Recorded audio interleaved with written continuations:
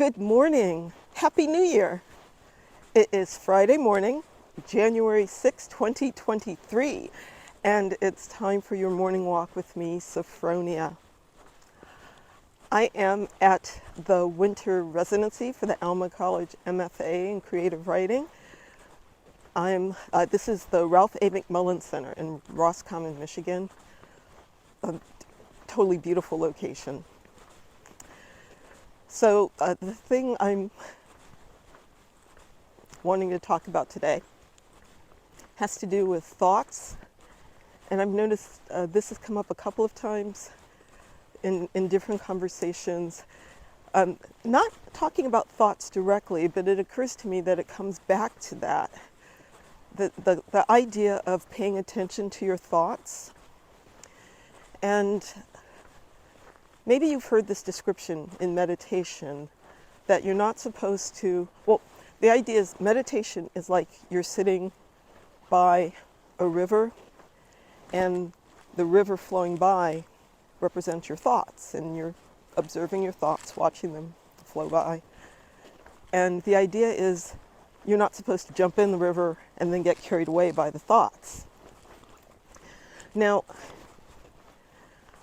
I don't know, I can't tell you how to do that.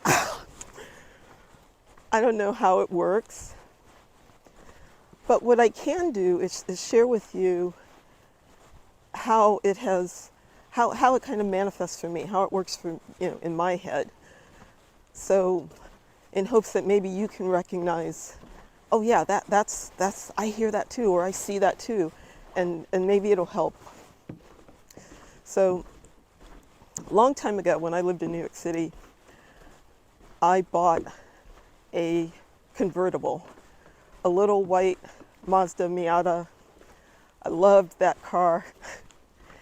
And if you know parking in New York City, you have to move the car to, different sides of the street because of street cleaning. And I couldn't afford a garage for the car.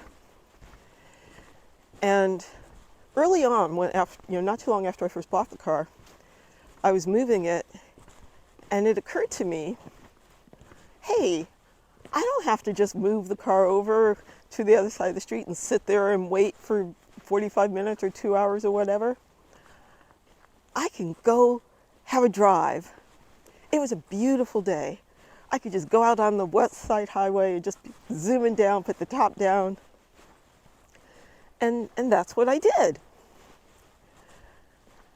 And it just felt really good. But then this thought and this feeling came over me. It kind of just fell over me. I'm going to get into trouble. I recognized it from when I was a kid, that sense that, oh, I'm having a good time, I'm outside playing, but then I should be inside doing something else. I didn't clean the kitchen or something, and my daddy comes outside and everything breaks loose.